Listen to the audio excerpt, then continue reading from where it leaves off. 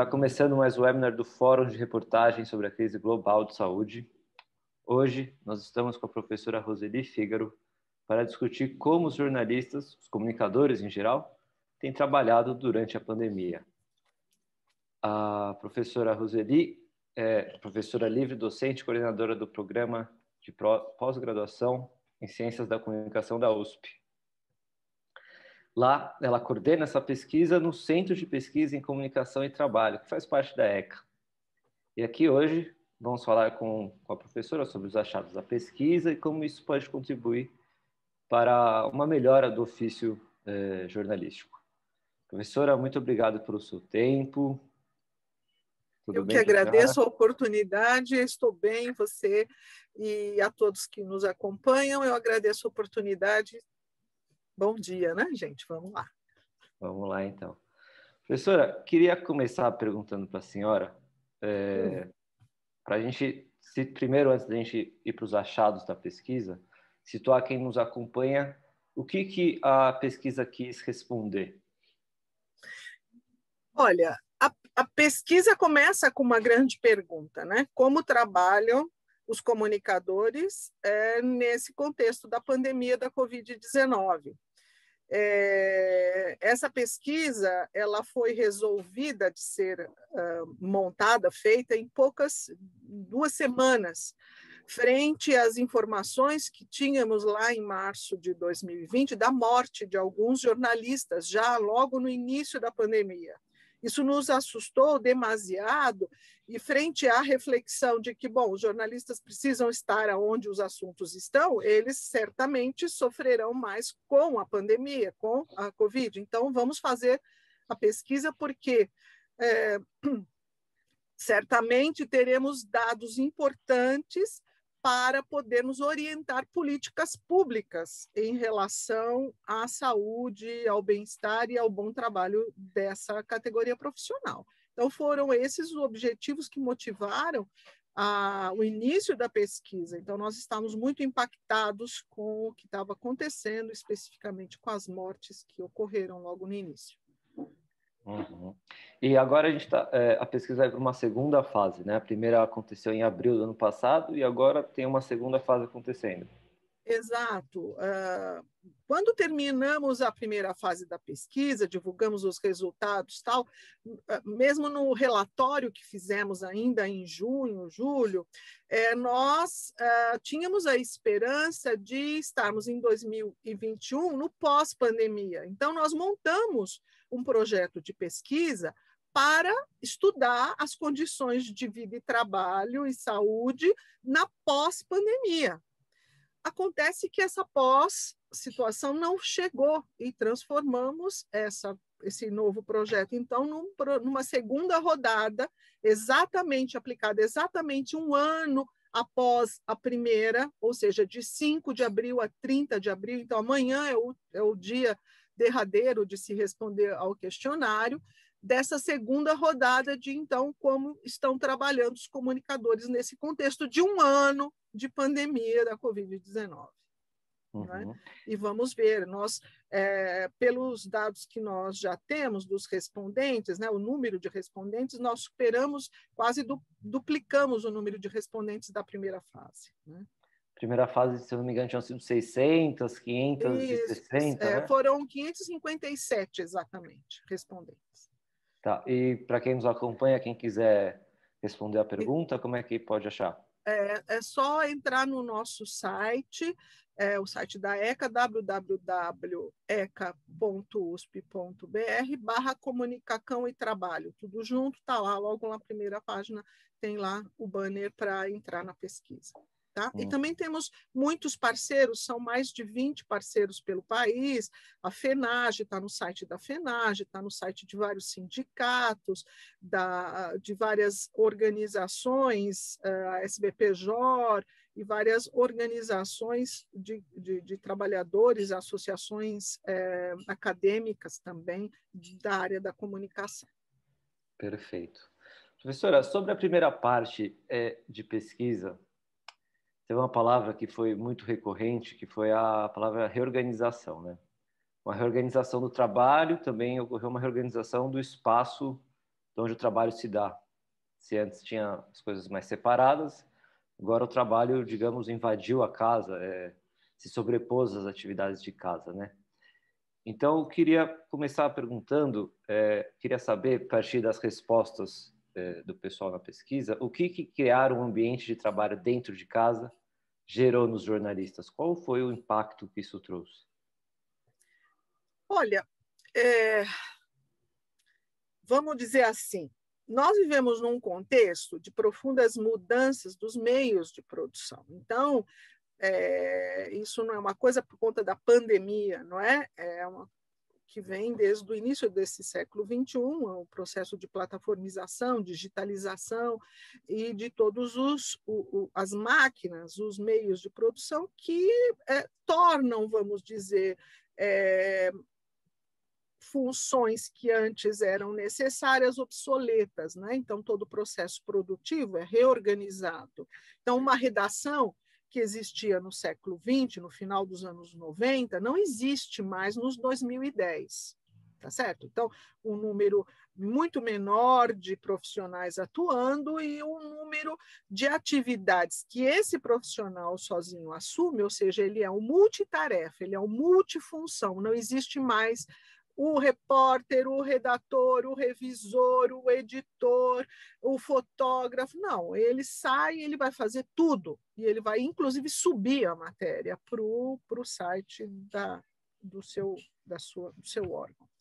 Então, esse quadro já existia. O que esse quadro traz para esse profissional? Primeiro, traz para o conjunto da profissão uma situação de precarização do trabalho muito grande, porque é um número muito maior de pessoas desempregadas, de profissionais desempregados, e o trabalho foi muito barateado, não é? Porque você tem um exército de mão de obra grande e o trabalho que você vai oferecer, então, ele tem um valor menor para o capitalista, para quem vai contratar o seu trabalho, o seu cliente, etc. Bom, então esse é o quadro mais geral, que é um quadro de crise, tá certo? De crise porque são mudanças profundas que você está sendo afetado na ordem, uma mudança geracional, uma crise geracional, porque o antigo jornalista ele tem dificuldades de se adaptar a esse novo instrumental, os jovens jornalistas não têm essa memória, não recebem essa herança dos antigos jornalistas, então fica aí um gap, vamos dizer, aí, que causa toda uma crise. Nosso livro não sobre as mudanças no mundo do trabalho do jornalista traz isso e também outros trabalhos, outros textos que nós temos. Agora, quando chega a pandemia e o afastamento social, tudo isso, todo esse ferramental é potencializado. Tanto é que empresários como de plataformas como esse do Zoom, eles cresceram muito, se tornaram multimilionários, né? Só ver as empresas que mais ganharam dinheiro no último ano, não é? Aumentou em 25% o valor dessas empresas. Em um ano, é muita coisa.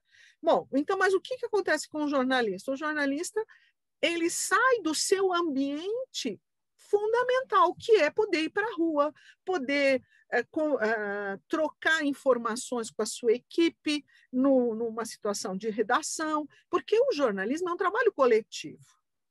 É um trabalho coletivo porque precisa da troca de ideias, né? Precisa da troca de experiências, ele precisa sentir, ver os problemas para poder reportar, ser afetado por esse fato real, porque o real ele é muito diverso. Então, quando a situação do jornalista é ver, capturar os relatos, as narrativas sobre esse acontecimento, para se afetar também e poder reportar para outros que não estão diante do fato, que não estão presentes. Então, isso seria o básico, vamos dizer assim, não é? Então, quando ele vai para casa, primeiro, ele não tem na casa dele, muitas vezes, né, todo o ferramental necessário para fazer um bom trabalho. Ele não tem o equipamento que a empresa tinha, né, que poderia fornecer, ou que o cliente fornece. Ele não tem a luz. Pensa no jornalista de televisão que faz telejornal, no radialista, ele não tem um estúdio, não é? Ele não tem um software, ele não tem um banco de imagens, ele não tem um banco de dados, ele não tem um banco de sons, ele não tem os softwares para fazer as edições necessárias, não é verdade? Então, primeiro, ele tem que comprar tudo isso, então ele tem que dispor de recursos próprios para isso, porque as empresas não deram, algumas deram, para ser justa.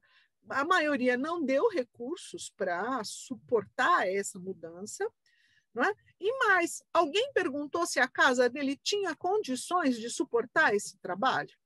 Ou seja, será que ele tem um lugar adequado para colocar o seu computador, a sua luz, o software, enfim, poder ficar ali 8 horas sentado? Não é? Como é que faz a gestão do lar? Outra coisa, porque o mundo do trabalho ele é deslocado para o privado. Porque o mundo do trabalho é um espaço, vamos dizer assim, social mais aberto, não é?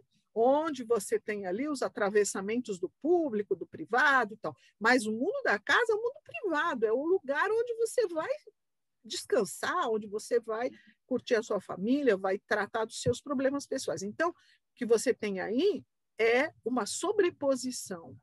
E o mundo do privado, então, ele é rebaixado. Esse rebaixamento do mundo privado causa, do ponto de vista psicológico, eu não sou psicóloga, mas eu tenho lido coisas sobre isso, ele causa, não é, uma tensão muito maior, porque é uma desproteção. Imagina que você é um Big Brother, que você está ali o tempo todo sendo observado, você não tem mais aquele seu espaço do privado, de se guardar, de se reenergizar. Então, também tem esse aspecto fora de toda a infraestrutura que falta, a gestão das pessoas, né? Quem tem filhos? Como faz? Eu me lembro de uma frase, aliás, eu não esqueço dessa frase, de uma jornalista que respondeu a primeira fase da nossa pesquisa, que ela diz assim, quando nós perguntamos como é trabalhar em casa, ela diz assim, eu não sei mais o que fazer, eu tenho que trabalhar num apartamento de 40 metros com 2 crianças. O que é isso para uma mãe? O que é isso para uma jornalista? Não é? Ela não tem onde colocar os filhos e ela tem que trabalhar. Então, isso é um pedido de socorro, no meu modo de ver. Não é? Como resolver esse problema? Fazendo uma ponte aqui, tem um trecho que eu separei, inclusive, da pesquisa, que eu acho que conversa não é, talvez seja até sequência disso daí, que é o seguinte, sobretudo porque o espaço da casa é o espaço da família e a presença do filho interfere na concentração necessária para o trabalho. Mas não é o filho que atrapalha, é o trabalho que está fora de lugar, né? Exatamente, exatamente. Porque você vai dizer assim, eu vou colocar minhas crianças numa jaula?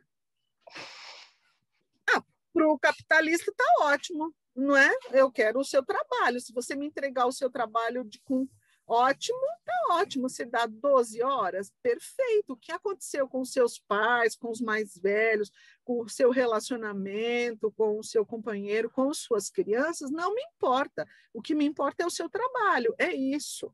Você tem um contrato comigo, vamos ser lógicos, vamos ser, não é, pragmáticos. Eu te pago um dinheiro, você tem que me entregar o trabalho. O que vai acontecer? Então, veja isso no espaço privado, porque quando isso é na rua, quando isso é na empresa, já é sofrido, já é traumático, já é desumano. Agora, você traz isso para casa. Uhum. Né? E nessa sobreposição, apareceram algumas, digamos, respostas ou categorias gerais que a pesquisa depreendeu dessas respostas, que é o cansaço e o estresse.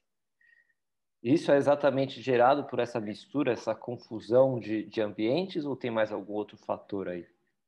Tem o fator que é adensado é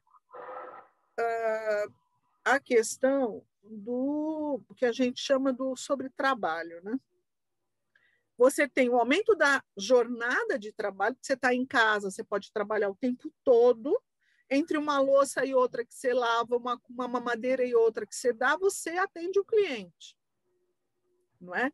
Então, você trabalha o tempo todo, porque as questões domésticas não são tidas como trabalho, sobretudo porque são relegadas às mulheres, não é? Então, isso não é trabalho, isso é tua obrigação, isso não conta. Então, você não tem tempo para o repouso, para o descanso. Então, trabalha-se o tempo todo e num ritmo muito mais acelerado, porque todos aqueles momentos de intervalo, ou seja, o transporte, o cafezinho com os colegas, tá certo? A mudança de sala, se você está trabalhando numa empresa, de um andar para outro, de uma sala para outra, todos esses momentos que não são computados, não é? Eles são momentos onde o ser humano, ele vivente, né? Ele está exercendo essa vivência, vamos dizer assim. Existem o que a gente chama do discurso sobre o trabalho, do discurso no trabalho e o discurso como trabalho. Então,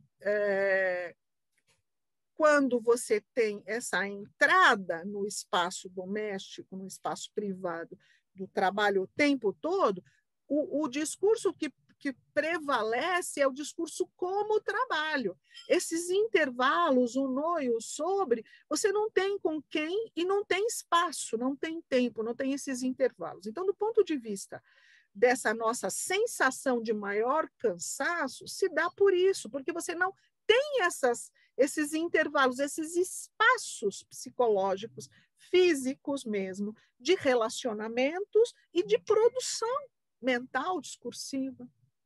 Entendeu? Uhum. Nós temos que retrabalhar isso. Certamente, daqui a um tempo, nós vamos encontrar de novo esses poros. Não é? Esses poros no trabalho, eles não são tempo perdido, eles são tempo de reenergização. E os capitalistas sabem muito bem disso. Não é? É preciso ter isso. Não é? Então, nesse tempo da pandemia, esses poros foram fechados, eles foram tomados, não é? Por conta dessa conjunção do privado e do espaço do trabalho. E isso causa estresse, isso causa medo, isso causa depressão, não é? Isso causa insegurança. A palavra que mais apareceu ali, uma segunda palavra que mais apareceu, foi medo. Não é? Então, isso é uma questão séria, é um dado muito relevante para a gente pensar em termos de saúde, na verdade. E falando até em saúde, a gente teve uma discussão semana passada, um outro webinar sobre exatamente saúde mental. E aparecia, não sei se foi exatamente medo que os convidados disseram, mas aparecia muito a coisa da insegurança, né? Da incerteza. Insegurança. E além, claro, da insegurança da incerteza que a pandemia traz, a questão da doença, de nós nos contaminarmos, familiares e tal, também esteve presente na sua pesquisa respostas relacionadas à perda de emprego, perda de trabalho? Sim.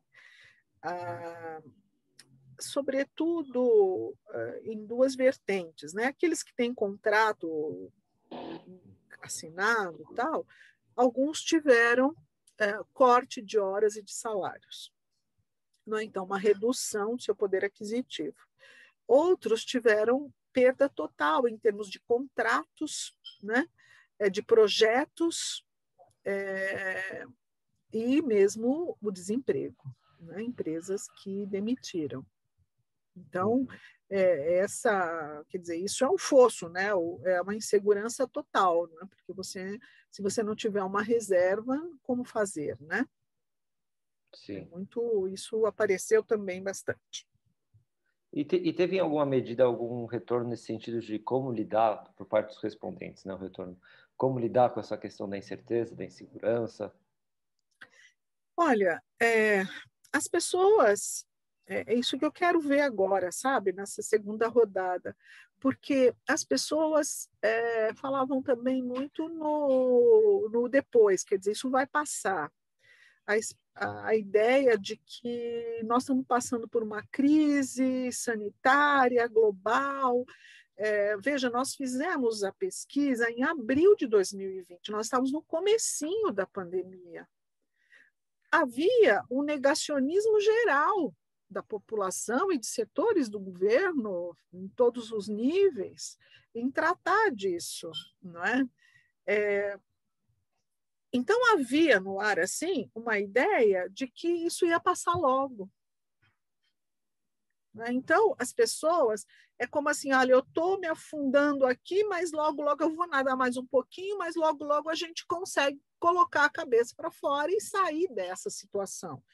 Então, essa insegurança, essa tensão, esse estresse todo, era assim, era gerido, ele pode ser gerido até, eu creio, o momento que nós vamos superar.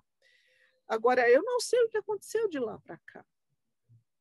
Como se as pessoas, porque o brasileiro tem uma capacidade de adaptação a coisa ruim, que é uma coisa impressionante, não é verdade? Nossa resiliência é uma coisa impressionante. Então, é uma questão que nós poderemos conversar depois, porque, de fato, saber como foi a gestão desse ano de trabalho no lar é uma coisa fundamental para a gente entender o futuro do trabalho no setor do jornalismo, sem dúvida. Uhum. Até porque há sinais de que se adote quando se passar, né? Porque agora não é nem mais quando, é se passar a pandemia, é justamente a hibridização, né?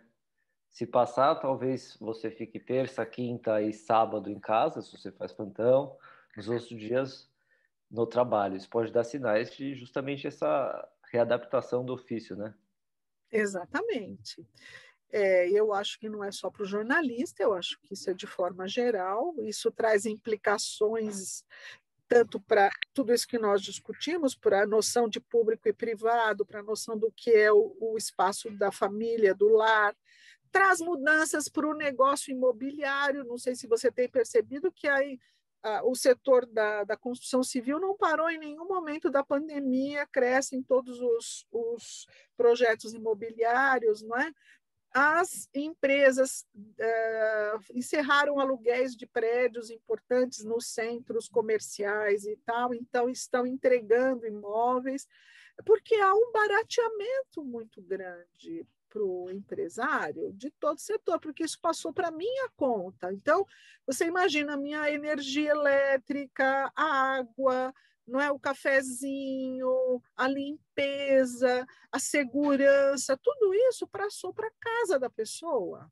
Não preciso mais ter toda aquela empresa de serviços gerais que se contratava nos prédios empresariais, né? O guarda na porta, a recepcionista, a luz o dia inteiro, a noite toda, a água, enfim, a limpeza, tudo isso saiu do orçamento da empresa.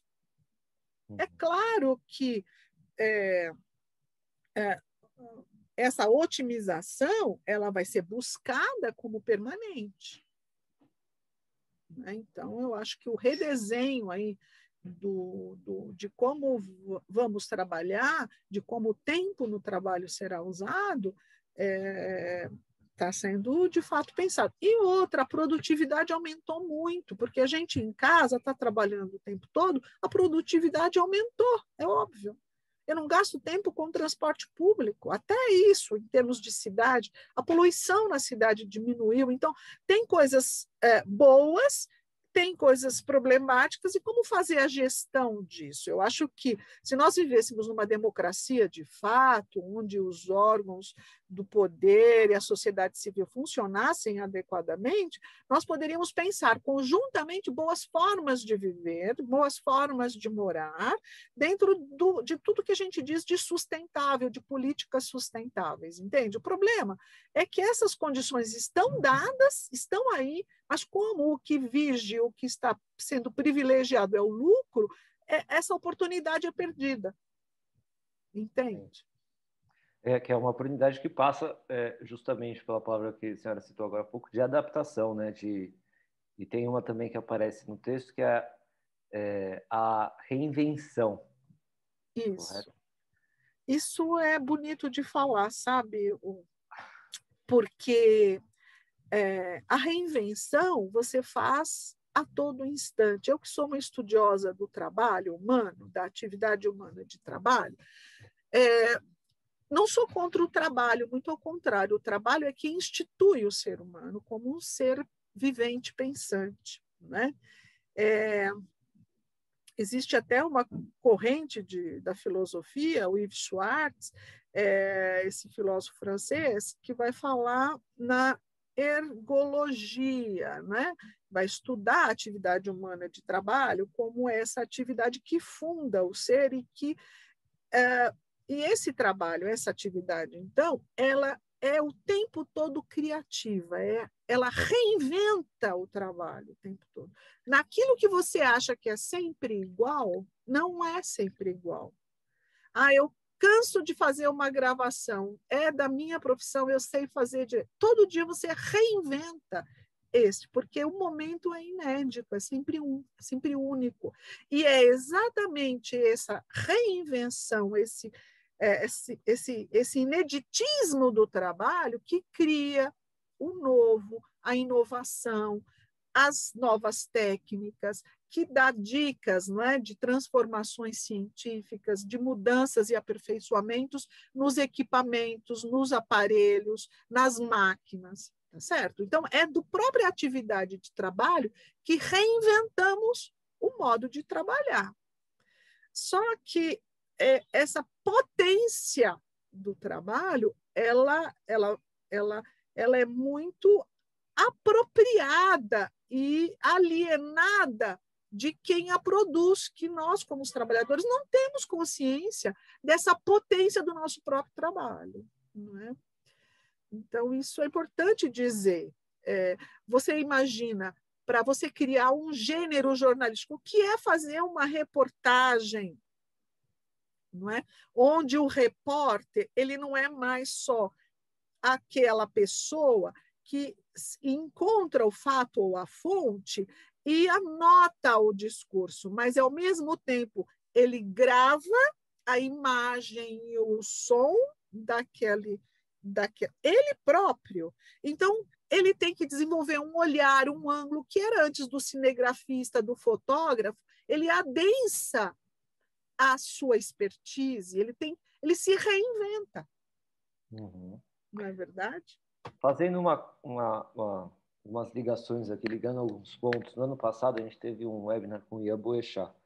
O Ian Boechat foi jornalista que logo no começo da pandemia, ele tirou, acho que, as primeiras fotos de drones de cemitérios e também aquele processo louco de enterrar um monte de gente muito rapidamente. E aí, no webinar que a gente teve com ele, a gente conversava sobre como é que foi oferecer o trabalho. E teve um determinado momento que ele estava falando da carreira dele, e ele explicou que antes ele era só foto. Aí ele começou a fazer foto e vídeo. E aí ele percebeu que ele podia fazer foto, vídeo e texto. E aí nisso ele foi fazendo dinheiro dele, não sei o quê, e comprou um drone. E aí começou a pandemia, ele ficou batendo cartão no cemitério, aqui em São Paulo, e um belo dia tirou essa foto, que foi capa e tal. Então acho que é um exemplo justamente tanto da potência, né, quanto dessa aglutinação de afazeres. E como Isso, agora retoma... você. Desculpa, não diga.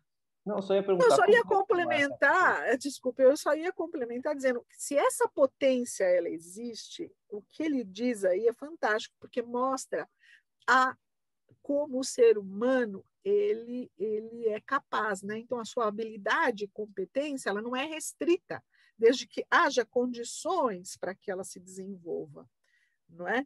Então, o problema é que nós não temos consciência disso e nós não vemos o fruto disso para nós mesmos. Essa é a questão. E aí vem ao que eu ia perguntar. Como ver esse fruto e como retomar a potência do próprio trabalho? não tem outra coisa senão a organização dos trabalhadores. Não tem outro caminho. O jornalista não gosta disso. O jornalista acha que ele é um intelectual e que ele não é trabalhador. É como se o intelectual não fosse um trabalhador. Isso é herança do nosso período escravocrata, né? Que a aristocracia não trabalhava, né? Pelo menos na forma que se compreende do trabalho. E acho que a nossa categoria profissional, ela herdou um pouco isso, né? Essa ilusão iluminista de que também o ilustrado, o pensador não é um trabalhador, não é? Então, que é uma ilusão. Então, acho que nós precisamos primeiro descer o salto, né? E entender onde nós estamos mesmo. Por isso é que a gente estuda, né, como trabalha o jornalista, toda essa história de precarização, de sofrimento profissional que muitos naturalizam. Não é natural, não é natural, não é? Porque o valor da informação, veja, se no século XX a informação contribuía para o sistema do capital dentro de uma medida, não é? E era valor dentro dessa medida, na composição do capital, hoje a informação é muito mais. Hoje a informação é mais do que 50% na composição desse capital, porque tudo passa por essas lógicas dos digitais, dos sistemas digitais, tem que ser transformado em informação, em signo, em medida, em sinais. E o jornalista trabalha o tempo todo para isso. Então, ao trabalhar, ele produz para duas lógicas que ele não está sendo consciente. Nós aqui, eu estou te dando uma entrevista, isso vai para o teu programa, você, enfim, para isso que para o teu trabalho. Mas, ao mesmo tempo, isso fica para o Zoom. Isso fica para o Zoom, isso é um dado. Isso vai para a mina, para a mineração de dados. O tom da minha voz, o meu olhar, os meus gestos, as minhas palavras, as tuas. E isso é que faz do empresário do Zoom ter crescido tanto. Não é só porque eu baixei o programa dele aqui. Isso é uma parte. É a mesma coisa a lógica do entregador, que a gente pensa que o trabalhador é aquele que está lá na moto fazendo entrega. Né? E o jornalista não é trabalhador, não. O jornalista põe uma palavra, um som nesse sistema, ele está contribuindo para o capitalista dessa grande empresa, dessas grandes empresas de plataformização e para aquele contrato direto que ele está resolvendo. Então, nós precisamos nos organizar e ter consciência disso. E essa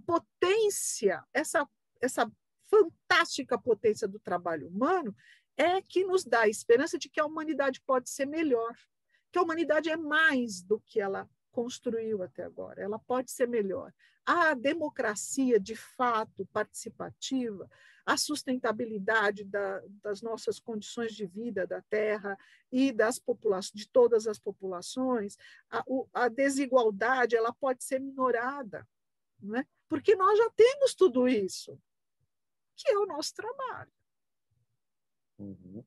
A gente até recebeu uma pergunta aqui que fala justamente da plataformização do trabalho. Foi do participante anônimo. É o seguinte, vou ler como está a pergunta. A plataformização do trabalho do jornalista não fragiliza a profissão do ponto de vista de direitos trabalhistas e sociais? Completamente. Completamente, porque tudo que nós conhecemos em termos de direitos trabalhistas e direitos sociais no século XX, que inclusive não conquistamos, mas defendemos e está na lei, com a lógica da plataformização, isso tudo se destrói. Por que se destrói?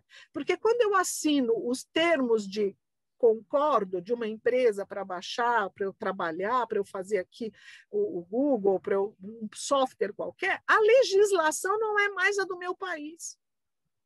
A legislação é a da empresa, que muitas vezes está sediada nos Estados Unidos, a maior parte das vezes. Então, nós estamos bombardeando as legislações nacionais, a nossa Constituição. Então, essa lógica do direito trabalhista, ela só pode voltar se nós lutarmos pelas regulamentações das empresas de plataforma, que está fazendo Austrália, Inglaterra, e que nós temos que fazer aqui no Brasil também.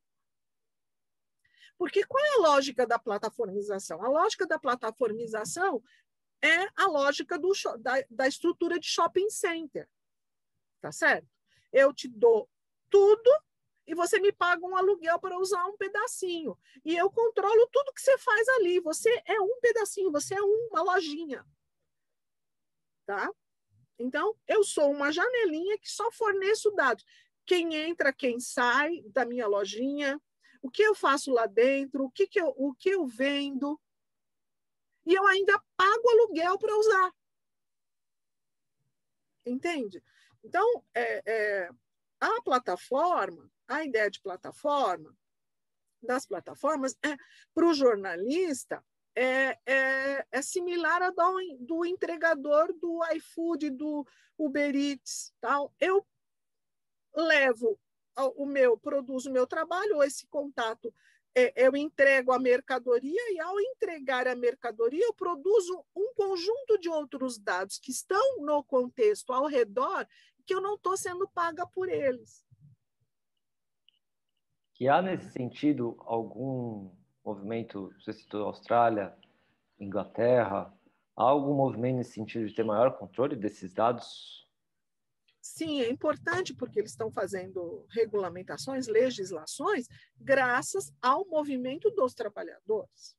Não é? Então, você ouve por aí, mesmo aqui no Brasil, ano passado, houve a greve dos entregadores de aplicativos, não é? Denúncias, no mundo todo, o movimento dos trabalhadores do Google para fazer um sindicato do Google e uma movimentação internacional veja, do Google, hein? Não estou falando de entregador, estou falando de funcionários, não é? Que são muitas vezes muito bem pagos e que estão em torno do mundo todo. Eles estão reivindicando o quê? Melhores condições de trabalho, sobretudo na jornada de trabalho.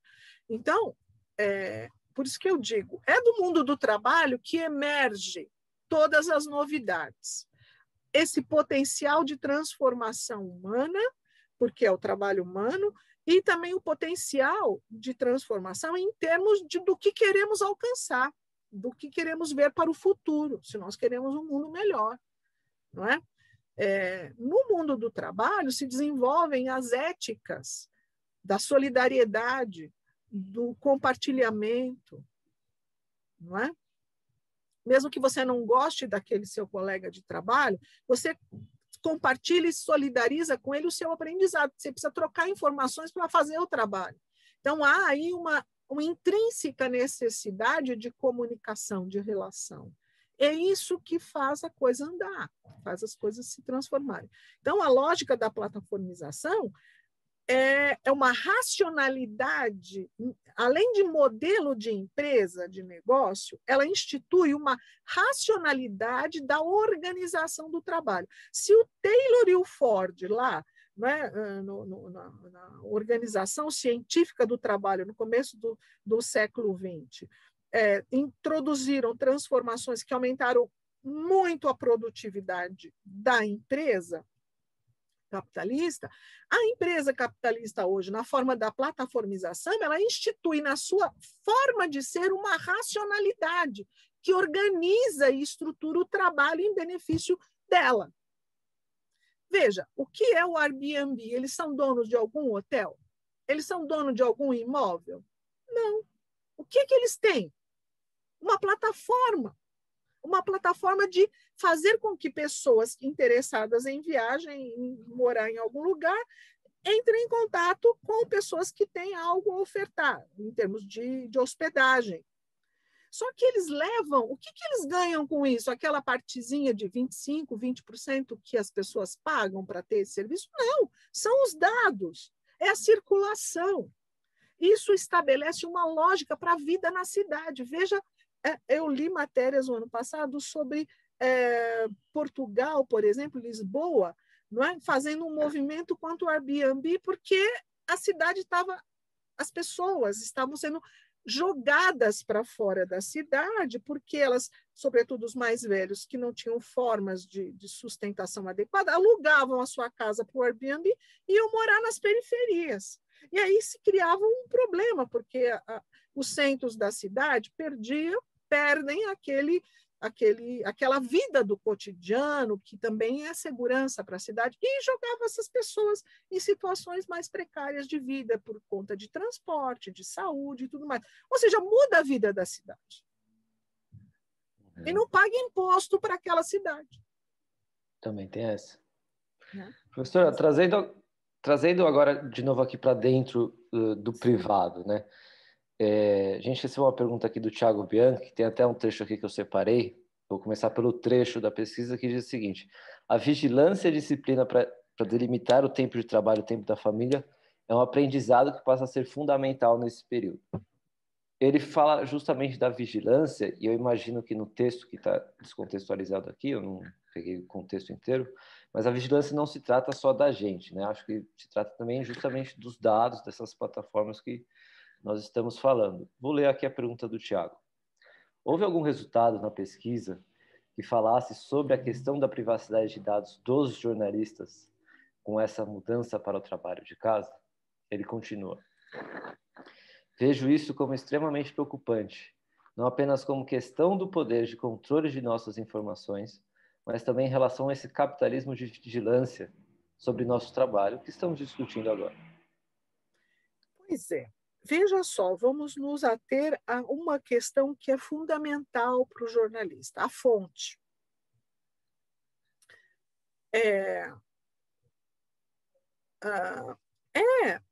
Vamos dizer, do âmbito da profissão, da deontologia do trabalho jornalístico, a relação com a fonte e o direito de preservar a fonte, a identidade da fonte. Até há pouco havia toda uma discussão sobre isso, né? Então, quando você trabalha mediado por esses aparelhos, mediado por essas lógicas das empresas de plataforma, nós não temos segurança sobre essa privacidade dos dados, das fontes, e nós precisamos rediscutir essa questão da deontologia. Porque mesmo que você trabalhe com softwares que usam criptografia, como o caso do WhatsApp, e você sabe que na pesquisa foi indicado que o WhatsApp é o aplicativo mais utilizado para o contato com as fontes, não é? A pesquisa mostrou isso. Eu mesmo estou dando uma entrevista que eu parei pelo WhatsApp, parei para te atender, tem outra ali me esperando. Então, quem me garante, não é, que esses dados, eles não é exatamente assim de revelar o nome de quem falou, não é? Mas sim, até aí, porque deixa de ser da consciência, da deliberação do jornalista, para estar depositada essa informação em algum lugar que ele não tem poder nenhum para acessar. Então, depois que eu coloquei lá no WhatsApp, isso, se o dono do Facebook quiser ou alguém quiser, pode abrir essa informação, não é mais da consciência do jornalista, entende? Dele ser questionado num tribunal e ele optar, como nós tivemos na história muitos casos, de dizer, não, eu vou preservar a minha fonte, vou ser fiel à deontologia da minha profissão. Tá certo? Vou ser fiel a isso. Quantos processos, quanta discussão já aconteceu neste mundo em torno disso? Isso funda a profissão do jornalista. Sigilo da fonte. Né? Nesse sentido, o Thiago complementa aqui, se de repente, se possível, a Lei Geral de Proteção de Dados já pode oferecer alguma melhoria nesse sentido. Está sendo discutida, inclusive, uma nova lei, né, sobre essa questão da relação com os dados e como se organizam as empresas. Eu não tenho acompanhado muito, pesquisadores do meu grupo de pesquisa têm acompanhado mais de perto isso, mas essa, sem dúvida, é uma discussão fundamental. Se dentro daquela pergunta anterior que você me fez, como essa potência pode mudar isso, eu falei da organização dos jornalistas como trabalhadores e o acompanhamento e a atuação nessas discussões que podem vir a se tornar legislações a nosso favor. Não é? E também, do ponto de vista da formação de opinião pública, fazer a cobertura disso, porque o que a gente vê no jornalismo, muitas vezes, por conta da premência de toda essa situação complexa que nós falamos, mas é que as pautas jornalísticas são muito iguais. É um jornalismo declaratório. Então, questões fundamentais não são tratadas. O jornalismo brasileiro é muito ruim, é muito pobre.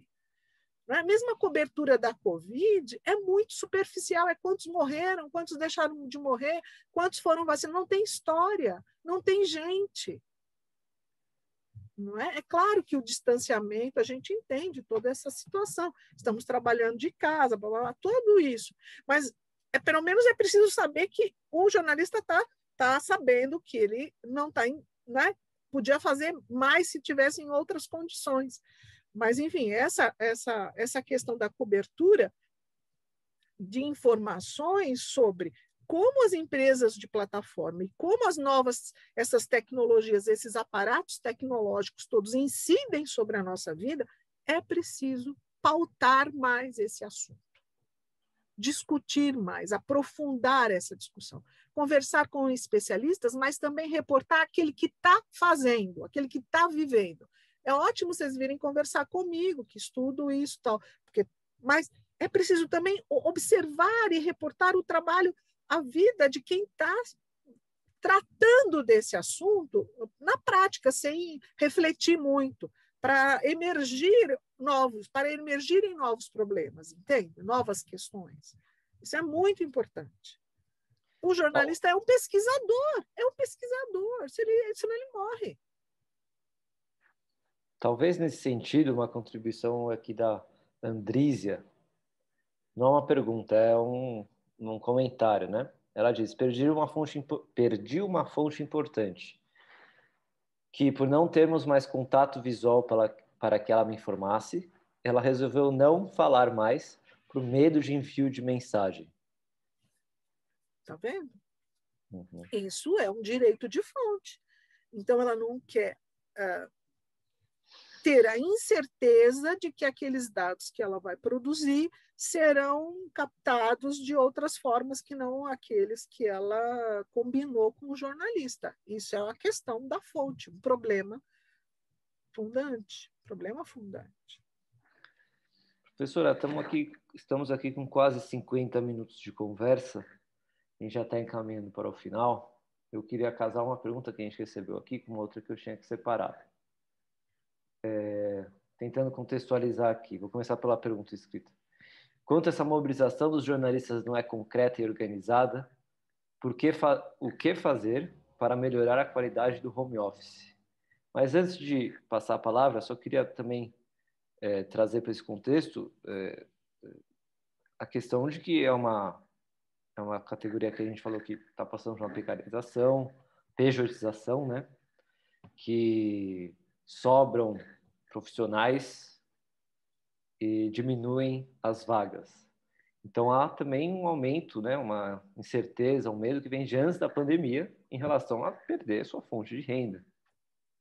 Então, como se organizar e como melhorar a qualidade do home office? Bom, sobre como melhorar a qualidade do home office, eu não vou poder responder essa pergunta, porque as situações são muito diversas. Eu imagino que eu vou me pautar pela fala daquela jornalista que mora em 40 metros quadrados e tem 2 crianças pequenas. O que fazer para amenizar imediatamente o trabalho dessa pessoa, dessa profissional? Certamente seriam políticas públicas que pudessem suprir as necessidades básicas dessa pessoa para que ela pudesse se dedicar um pouco mais à gestão do lar. Não é? Nós vimos ontem o Biden fazer um pacote estrondoso de medidas, o presidente dos Estados Unidos, de apoio às populações. Não é? E uma das questões de maior relevância foi o apoio exatamente ao setor da educação. As verbas para universitários, ou seja, todos os norte-americanos que quiserem, estadunidenses eu prefiro, que quiserem, podem ir para a faculdade, porque o Estado vai pagar durante 2 anos, me parece. E a escola básica, infantil, se tornou gratuita para todos. Então, se nós tivéssemos políticas públicas adequadas para tratar o problema da pandemia, com a questão da escola, com a questão do suporte aos professores. Primeiro, a vacinação dos professores do setor da educação é tão importante quanto o setor da saúde. Seria fundamental, sobretudo para os professores das crianças e dos jovens, para que eles pudessem continuar indo à escola, claro, com menor número, com toda a segurança sanitária. Mas, então, o que eu quero dizer? Que o trabalho dentro da tua casa, como jornalista, não se resolve individualmente. Não é você dizer assim, olha, eu vou pôr a criançada numa jaula, ou então vou estabelecer horários rígidos, ou fechar a porta aqui do quarto onde eu estou trabalhando, ou então eu vou trabalhar como outra trabalhadora me disse numa outra pesquisa. Durante o dia eu sou mãe e esposa. Durante a noite, quando eles dormem, eu trabalho. Ou seja, ela não tinha vida. Não é? Então, a saída não é individual de qualquer forma. Se há aí a necessidade de maior consciência sobre o que está acontecendo para que a gente possa discutir e nos organizarmos, há a demanda de cobrarmos da sociedade, dos órgãos públicos, políticas públicas que são possíveis. Existe dinheiro, existe recursos, existe sabedoria, existe toda uma estrutura para isso, que não se faz porque não tem vontade política para fazer isso. Tá certo? E nós acreditamos que não existe e não fazemos nada. Então, é uma coisa triste, a gente entra na onda. É um conformismo que eu não me conformo, entende? Uhum. Enquanto... Diga. Não, enquanto... não é só esperar a situação melhorar, né? Mas acho que até mesmo o momento da pandemia ajuda para esse deixar estar. Aquela coisa, talvez 1 ano depois que estamos aqui conversando, e assim como lá no começo da pesquisa diziam esperar a pandemia passar, essa coisa do momento, e o momento segue, o momento é esse que estamos. Eu acho o seguinte, você sabe aquela história de que quando você estica um elástico, estica até o máximo, quando ele volta, ele não volta mais para o mesmo lugar, ele já volta, né, todo bambo. Então, a situação de pandemia é um esticar de situações ao limite, nos levando e nos testando a limites. Depois da pandemia, por isso que fala o outro natural, né? O pós-pandemia, eles não vão querer diminuir os ganhos em termos de tempo de trabalho, de lucratividade, se nós não fizermos nada. Então, é agora na pandemia que nós temos que buscar soluções para problemas que não começaram com a pandemia, mas que se aprofundaram com a pandemia. É agora que nós temos que buscar o barco salva-vidas, porque se esperar chegar não vai adiantar, porque nós vamos ter um elástico aí que não vai voltar para a situação anterior. Ele vai ficar roto, ele vai ficar em outra situação, que não é beneficial para nós, não é benéfica para nós, aliás. Quando solta, pega na mão de quem está segurando o elástico também, machuca, né? Tem essa, né? Para fechar aqui, só um comentário que a Andrisa mandou também. Ela diz o seguinte, se identificando provavelmente com o relatado, eu faço home office com 3 crianças em casa e, sinceramente, cheguei ao limite e tive que começar a fazer terapia e uso de medicamentos para ansiedade. Tá vendo?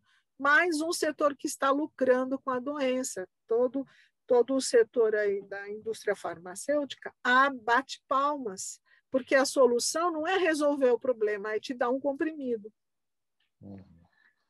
Não é? Professora, tem alguma coisa que eu não te perguntei que a senhora acha importante comentar nesse contexto? Não, a gente falou bastante, eu estou bem feliz de poder participar aqui, também com a pergunta dos que estão nos acompanhando. Eu só quero deixar uma mensagem de que, embora as nossas pesquisas tenham mostrado situações muito dramáticas no mundo do trabalho, eu quero dizer a todos vocês que é no mundo do trabalho que nós vamos resolver os nossos problemas, não é fora dele, não. Nós temos que encontrar soluções para aquilo que estamos enfrentando, e soluções coletivas, não são soluções individuais. Essa é a questão. Maravilha, professora. A quem nos acompanha, queria lembrar que a gente vai mandar por e-mail um link para uma pesquisa, para a gente saber o que você achou desse webinar e quais são os outros temas interessantes que a gente pode trazer aí para as próximas semanas. Professora Roseli, muito obrigado pelo seu tempo, foi um ótimo papo. Muito obrigado e até a próxima. Até a próxima, eu agradeço a oportunidade. Abraço a todos a quem nos acompanha. Tchau, tchau, gente. Tchau, tchau.